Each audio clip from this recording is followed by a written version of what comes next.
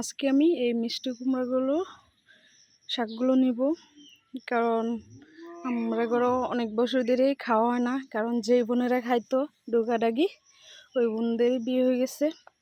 আর আমিও ততটা খাই না, কিন্তু খাওয়ার ইচ্ছা হয়, কিন্তু খাই না। আমার আম্মাও খাইতেছে না, এই কারণে আজকে এইগুলা চিংড়ি মাছ দিয়ে রান্না করব। অনেক নরম। আর এইদিকে দুইটা ড্রাগন ধরে আছে। এই যে একদম গুঁড়ার পাতাগুলো অনেক নরম।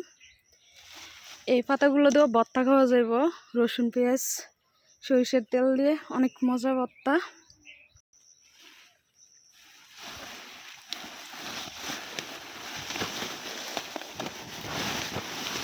এই যে দেখুন কত নরম আর কত সুন্দর। দেখুন ডগাগুলো,